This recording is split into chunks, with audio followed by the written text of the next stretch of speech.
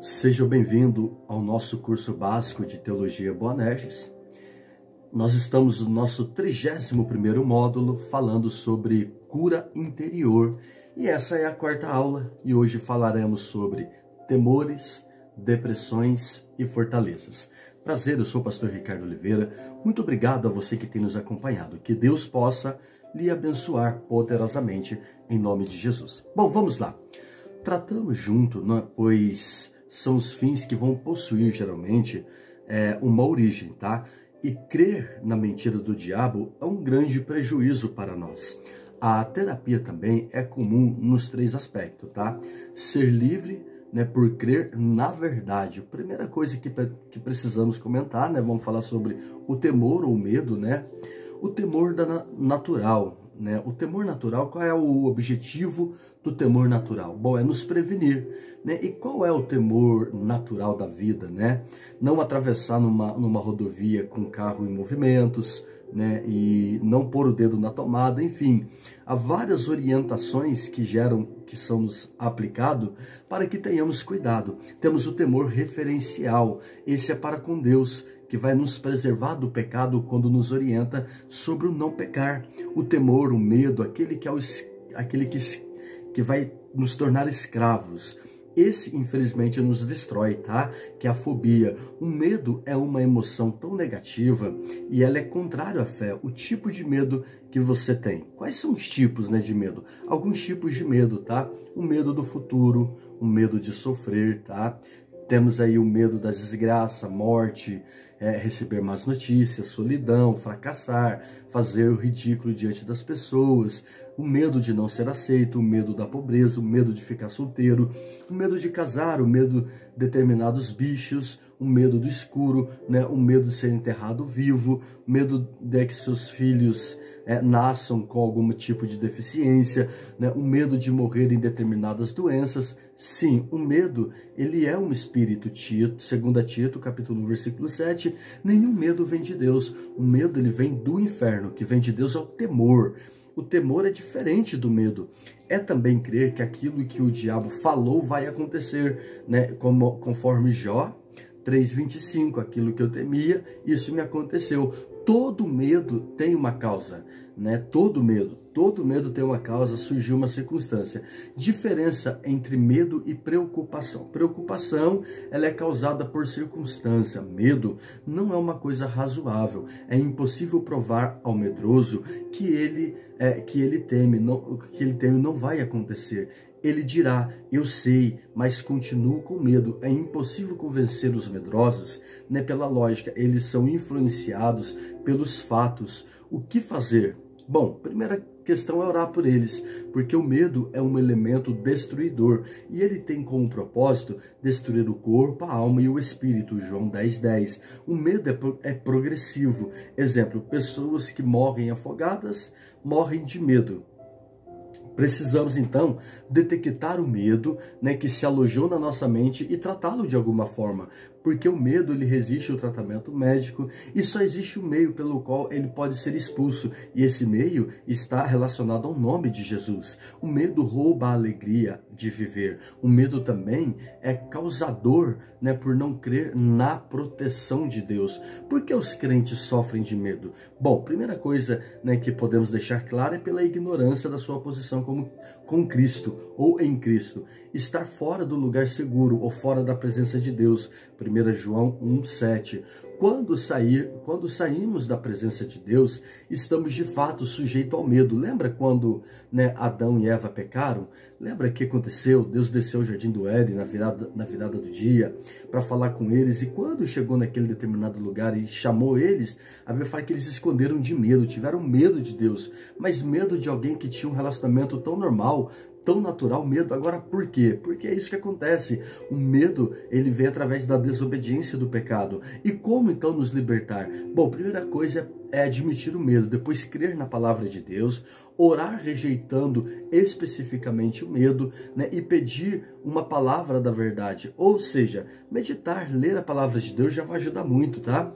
Salmos 34, do 4 ao 8, reconheceu que tinha medo, que livrou de todos eles, olhou para ele, clamou ao Senhor e salvou. A palavra que recebeu está no versículo 7 e 8, né? E você precisa crer nisso, você precisa estabelecer a sua vida na palavra de Deus. Depressão, né, que é o abatimento físico ou o abatimento moral, tá? O abatimento em 2 Coríntios capítulo 4, versículo 8 e 9 e Salmos 42, 5. Os pais chamam de preguiça, né, falta de disposição, né, para qualquer atividade, afeto físico, né, o estado químico, músculo lisos, não sabe por que está assim. Os antigos pais da igreja tinham outra palavra para a depressão, né, que a chamavam de preguiça, ou aflição do coração, ou a falta de disposição para enfrentar qualquer dificuldade que requeira dessa pessoa o esforço. Hoje em dia, né, não descrevemos a depressão no mesmo termo, o que realmente é a depressão. É possível então descrevê-la, né, em vários aspectos. Se você não observar seu estado bioquímico quando estiver deprimido, o seu metabolismo, o comportamento dos músculos lisos e das glândulas verá, né, que não somente a sua conduta verbal e motriz possuem sintomas depressivos, como tudo em seu corpo, tá? Né? A autocomiseração é um dos sintomas quase universal a todo aquele que tem depressão. Quanto mais a pessoa pensa em si mesmo, mais depressiva ela vai ficando, e é uma tentativa, infelizmente, de consolar a si mesmo. E geralmente a depressão ela ocorre por um motivo. A maioria das crenças errôneas, né, que provocam a depressão entram na corrente do monólogo do interno. Depois, né, que houve uma perda, sintomas da depressão. Então vai gerando alguns sintomas. Quais são, né, os sintomas da depressão? Como identificar? Isolamento, perda de apetite, perda de energia, choro sem motivo aparente, né, e etc. Muitas das vezes as pessoas não conseguem explicar por que está deprimida. Eu não sei por que estou assim. Simplesmente sinto que não posso fazer absolutamente nada, não tenho desejo de fazer nada, choro o tempo todo, né, não consigo dormir bem, não tenho energia, né, interesse de nada, não sei o porquê. Então essas são as circunstâncias que levam uma pessoa, né, a uma prisão da depressão. Atitudes práticas que nos ajudam a vencer a depressão. Primeira coisa, né, dentro da palavra de Deus, comece a louvar a Deus, enche a sua casa de louvor, Filipenses 4:8, espere em Deus, Salmos 42:11, você diz para você, o Espírito diz para a alma, você está abatido, ó alma, espere em Deus, porque ainda o louvaremos. Pense de forma positiva, mesmo que seja difícil. Filipenses 4:13, ore pedindo a alegria do Espírito Santo através de Jesus, João 15:11, João 16:24, né? Tome o jugo de Jesus, Mateus 11:28 e 29, procure ocupar a sua mente, porque mente vazia é a oficina do diabo. Então como que eu faço para, né, procurar ocupar a minha mente, né? Tenha comportamentos sadios, né? Faça uma academia, faça um crossfit, né? Saia entre amigos, enfim, faça o corpo se movimentar e tenha vida com Deus. Fortalezas e complexo. A expressão fortaleza é a palavra bíblica equivalente a complexo. 2 Coríntios, capítulo 10, versículo 4 ao 5, né? Tendo os traumas. A linguagem bíblica é muito descritiva. A fortaleza, ele é um castelo, um forte, que foi construído, né, de pedra, e pedra por suas paredes largas, altas, sólidas, e foram edificadas através dos anos. E Satanás edifica em nossas mentes fortalezas espirituais que são construídas por suas armas e mentiras reiteradas, ditas através dos anos, em diferentes situações e circunstâncias, que geralmente tem como origem a nossa infância, como por exemplo, ninguém me ama, sou inútil, não tenho sorte na vida, não sei fazer nada direito, não comparamos nós não nos comparamos aos outros, porque cada ser é diferente do outro. Existem vários tipos de complexo. O complexo de inferioridade, a autopiedade, a rejeição, a timidez, o derrotismo e etc. Entrando então a partir desse complexo, a inferioridade, a mentira que o diabo usa, né, entre termos a mentira ou a verdade. Satanás, a Bíblia fala que ele é o pai da mentira, ele foi homicida desde o princípio, jamais se afirmou na verdade, porque nele não há verdade. Quando profere mentira, fala do que lhe é próprio, porque é mentiroso e é o pai da mentira. João 8,44. A verdade de Deus nos liberta, e conhecereis a verdade vos libertará. João 8,32. João 10,10. O ladrão veio para roubar, matar e destruir. Eu vim para que tenham vida e a tenham em abundância. Veja que o objetivo de Satanás é conquistar a nossa mente. A sua estratégia consiste em colocar os nossos pensamentos em cada uma de suas mentiras, sem que demos conta de que são mentiras, e muito menos que provem dele. Então temos que resistir de alguma forma.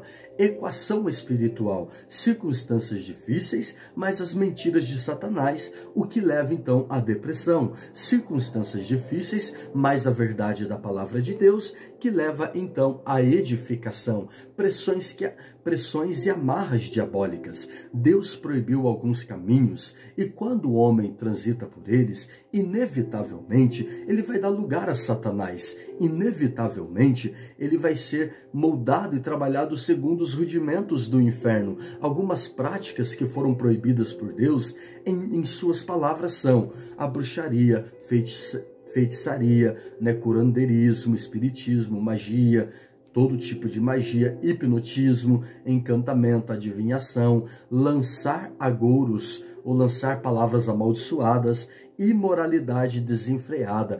Tudo isso abre uma porta para um espírito maligno, né, entrar no homem e perturbá-lo, amarrá-lo e prendê-lo. Pedro vai assinalar em Atos 10:38 que Jesus foi ungido com o Espírito Santo, com poder para o bem e curar os oprimidos pelo diabo.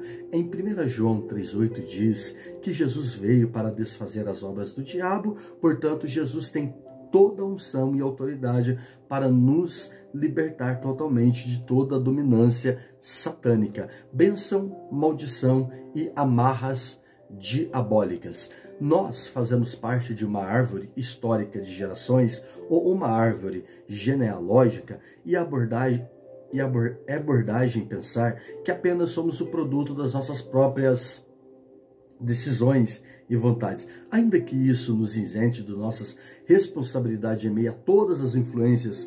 Não temos o direito de nos isentar das nossas culpas. Estamos inscritos num contexto histórico de geração por geração. Na Bíblia vemos várias gerações existiram e contribuíram para que houvesse então a formação de um grande homem, como por exemplo Davi, a plenitude aí de Jessé, o poder, a movimentação, e tem a paternidade de Jessé, né, que foi pai de Davi, que é registrado na Bíblia. Em 2 Coríntios, capítulo 2, do 3 ao 15, vemos que Jessé era filho de Obed e era filho de Boaz.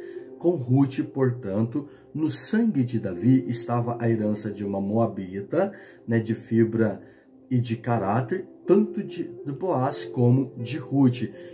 Herdamos e possuímos uma herança genética de até 10 gerações. E creio que por isso, né, a genealogia de Jesus foi tão completa. Os escribas registram todos os nomes positivamente para informar a herança genética do Messias. Nos cromossomos estão impressos as características, as dominações e as necessivas de todas as nossos antepassados. Quando esses encontram os cromossomos da mulher e vai definir-se uma característica encontrada, porém na carga genética fica todo o potencial, né? Todos estão impressos e estas são as heranças assimiladas, e é ali que reside então as enfermidades genéticas. Uma pequena deformação cromossômica que é suficiente para transmitir toda a herança de doença geneticamente, né, transmitida. E é por isso E é porque existem então as alterações cromossomas que existem então as maldições, né, passada, as que fizeram, as que prejudicaram os seres humanos, né, nas suas práticas, vícios e comportamentos. Tendo em ideia, então, a partir daí, uma coisa interessante, tá? A se pensar sobre esse comportamento. Maldições hereditárias, né? Eu mesmo, muitas das vezes, já preguei muito sobre isso, né, enfatizando, né, a herança hereditária, a maldição hereditária, o comportamento hereditário. E então, depois que você vai compreendendo as Escrituras, depois que você vai estudando as Escrituras, vai se familiarizando com a palavra de Deus, e o Espírito Santo vai lhe ajudando a compreender melhor cada contexto, você vai descobrir coisas importantes, como eu descobri. E em um determinado momento, Deus ele me levou, né, em questão a essa ideia de maldição hereditária, e Deus então trouxe dentro do meu coração que é maldição de comportamento. A maldição de comportamento, ela está relacionada às mesmas atitudes que eu faço, pelas quais os meus pais fizeram o mesmo comportamento. E o resultado, se fizermos iguais a eles, e se foi algo ruim, não tem como ser diferente. Então, estamos aí, então, compreendidos de que é a maldição de comportamento. O que seria a maldição hereditária, então, pastor? Bom, a maldição hereditária seria uma doença genética. Doença genética esta, a qual também tive essa experiência, tá? Experiência de que a minha avó nasceu com um problema raro no coração e eu também depois, minha avó, né, a minha bisavó, perdão, a minha bisavó teve a minha avó, depois veio minha mãe e eu nasci na quarta geração. Na quarta geração, eu nasci com o mesmo problema que ela, né? Compreendi, entendi, né? Depois a gente orou, né? Deus me curou de fato, tá? Hoje eu sou curado, glória a Deus, né? Sou casado, tenho 2 filhos, né? Uma menina de 21 anos e um menino de 17. Mas eu orei naquela época, né? E falei, Deus, em nome de Jesus, eu quero declarar que a minha geração daqui para frente não terá o mesmo problema que eu, não terá a mesma dificuldade que eu, porque eu entrego a minha geração ao Senhor e toda maldição hereditária é colocada por terra. Aí, graças a Deus, nasceu a Emily, muito saudável, nasceu Emanuel, muito saudável. Glória a Deus por isso. Então, você só precisa compreender isso. Prometo que em qualquer momento desse eu vou trazer um estudo sobre isso, tá? Bom, vamos falar sobre espíritos familiares. Esse sim, eu acredito com mais veemência. Êxodo 20, versículo 5 diz: visitarei a maldade dos pais nos filhos até a 3ª e a 4ª geração daqueles que me aborrecem. Existe uma transmissão de heranças espirituais nas gerações passadas para nós, e esta herança tanto pode ser bênção quanto pode ser maldição. E de fato, né, isso é verdade. Esses espíritos vão passando de geração em geração, e Deus ele visita a maldade dos pais nos filhos, né? E o que vai acontecer? Bom, então somente entrega aquela família, o indivíduo nas mãos do Senhor, para que ele possa cuidar, para que ele possa trabalhar ali, para que ele possa guardar, mesmo que os filhos tenham sido marcados, né, pelos distúrbios do comportamento. Você precisa apresentar a Deus e colocar diante do Senhor, colocar diante da presença de Deus, pedindo para que o Senhor possa movimentar e guardar a sua geração. Bênção ou maldição? Salmo 109, do 17 ao 19. Visto que amou a maldição, ela lhe sobreveio, pois não desejou a bênção, ela se afastou dele. Tanto a bênção como a maldição é uma força concreta, né? E Jacó abençoou seus filhos, que é a bênção profética, Gênesis 49. A força de uma bênção, Jacó e Esaú, Gênesis 27. Uma bênção proferida e o cumprimento dela, Josué amaldiçoa, né, quem requer que viesse a construir Jericó, Josué 6:26, né, profere, e isso cumpriu em 1 Reis 16:34. Vemos o poder da existência da verbalização de cada uma dessas palavras. Entenda isso, nossas palavras é um material que damos ao mundo espiritual para que ele opere. Ou é o Espírito Santo que vai aproveitar essa palavra e vai nos edificar, ou é o diabo. Depende muito de como você tem falado, depende muito de como você tem dito. As palavras, elas tanto podem construir como destruir. Tiago 3,6, vede que uma fagulha põe brasas tão grande, em tão grande selva. As palavras têm o poder de encorajar ou até mesmo de abater, despertar ou até mesmo despertar alegria ou até mesmo despertar a tristeza, por causa de palavras não medidas, duras e desprovidas de misericórdia. Lares, infelizmente, são destruídos, filhos são abandonados, pais, né, são abandonados.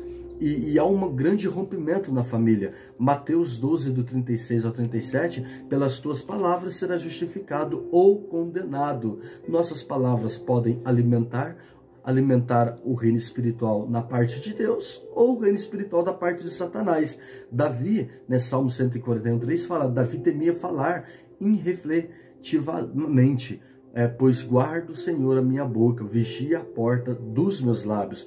Provérbios 18:21. A morte e a vida estão no poder da língua. Então temos que tomar cuidado. Há pessoas que vivem amaldiçoando tudo. Infelizmente, né? Amaldiçoa o salário, amaldiçoa o emprego, amaldiçoa a família, amaldiçoa os pais, amaldiçoa os filhos. As palavras são sementes que vão caindo no solo e vão sendo propícios, né, e favoráveis para crescer, ou para a bênção ou para a maldição. Tiago 3:10. De uma só boca pode proceder a bênção e maldição, tá? De uma só boca procede a bênção e a maldição. Maldição é a autorização que eu dou ao diabo, né, para que ele possa tocar nas minhas gerações. É rogar praga, né? As pragas se cumprem, né? Por conhecer o poder das palavras, muitos infelizmente vivem amaldiçoando. Quando usamos os lábios para amaldiçoar, estamos chamando a nós mesmos ou nos levando ao inferno. As maldições, elas trazem opressão, possessão demoníaca, né? A opressão, ela é de fora para dentro, a possessão é de dentro para fora, né? A expressão, o diabo que te carregue, nossas palavras semeiam bênção ou maldição sobre nós mesmos e sobre os outros. Quando criamos, né, quando criticamos, difamamos, murmuramos, abrimos brecha para o inimigo, então ele apresenta os seus planos e projeto e ele conclui cada um deles. Conhecendo bem a história da figueira, Jesus ele vai lá e amaldiçoa. Jesus estava com fome e foi procurar fruto nela e não encontrando senão folhas, Jesus disse, nunca mais como alguém fruto de ti. Marcos 11:14. E no dia seguinte, a figueira estava totalmente seca, né, dos brotos à raiz. Por que Jesus fez isso? Né, qual que era a intenção? Na realidade, para mostrar aos seus discípulos, né, quão profundo é a palavra lançada, quão profundo é a palavra dita. Se alguém disser, palavras podem secar uma figueira ou transportar um monte, portanto, é muito temerário amaldiçoar alguém. Então tem que tomar cuidado com isso, é importante. Não amaldiçoemos a nós mesmos, né, nas frases tais como, eu sou um idiota, eu não presto para nada, né, o meu destino é sofrer, eu sou mesmo azarado, nasci para um fracasso, nunca vou vencer na vida, etc. Tudo isso é dito de uma dose de ira, desprezo por si mesmo. Amou a maldição, ela apanha. Não quis a bênção, apartou dele. Salmo 109:7. Outros vivem, né, depreciando fisicamente, considerando-se feios, né? Enfim, isso tem que tomar muito cuidado, tem que tomar muito cuidado com cada palavra. Não amaldiçoemos os outros. A história da mulher que o marido estava ensinando a dirigir o automóvel, o homem estava, né, paralítico por causa da palavra que a sua esposa disse, você é burra, muito burra, não aprenderá nunca, você não aprende nada. A esposa ficou silenciosa por alguns momentos, cabeça baixa, pensativa, depois olhou firmemente para o marido, descarregando tanta sua mágoa, que a ira sentenciou, posso ser o que você disse, mas essa burra, que não depende de nada, um dia haverá de ouvir você implorando que leve para um hospital dirigindo este carro, mas essa burra, que não aprende nada, não fará, mesmo que você grite, não aquele grito estupidez, mas de dor, e até que chore muito, o atenderei. E levantando o lençol, mostrou as pernas paralisadas. Tudo o que ele falou se cumpriu. ele estava com câncer e tinha 30 dias de vida, né? Livros, Bênçãos ou Maldição, de Jorge Linhares. Então temos que tomar cuidado, temos que tomar muito cuidado com cada palavra. Nomes próprios, né, que são dados às pessoas também fazem muita diferença. Olha, Daniel significa Deus é meu juiz, Misael, quem é como Deus, Azarias, Deus é o meu socorro, Ananias, Deus é misericordioso, Maria, Maria das dores, Mara, amarga, Dolores, dor, Adriana, Deus das trevas, né, Cláudio, coxo ou aleijado, Aparecida, sem origem.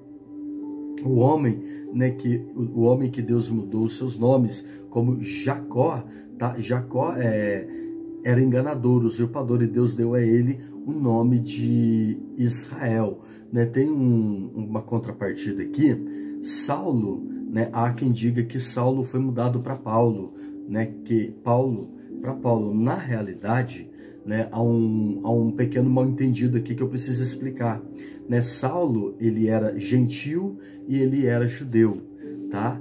Dentro do posicionamento do judeu, né, Paulo era o seu nome, e fora dele, né, nas nações gentílicas, ele era Saulo, tá? Então aqui eu preciso dizer que não houve uma mudança de nome, tá? Aqui não houve. Simão para Pedro, né? Petros, fragmento, também não é uma mudança de nome, tá? Então, só para deixar bem claro aqui, tá bom? E concluindo a nossa aula, tá? Finalizando a nossa matéria, 4 passos práticos para você manter a sua cura, né, dentro de você. Primeiro, não permite a ilusão das emoções que nos engane, pois o inimigo sabe disso. Segundo, não desanimar se as tentações forem frequentes. Terceiro, abreviar o máximo o contato com aquilo que nos tenta. Não seja, né, presunçoso e nem subestime a carne. Quarto, não se exija força sobre-humana para a vitória. Essa força vem através do Espírito Santo, tá? 3 meios para Deus te curar. A sua palavra, né? A lei do Senhor é perfeita e restaura a alma. Salmos 19:7, Salmo 119:11 e Salmo 107:20. Segundo, a igreja. E o terceiro, o Espírito Santo. Que Deus lhe abençoe em nome de Jesus. E até a próxima matéria, e a nossa última matéria, vamos falar sobre escatologia. Graça e paz em nome de Jesus. Tchau, tchau.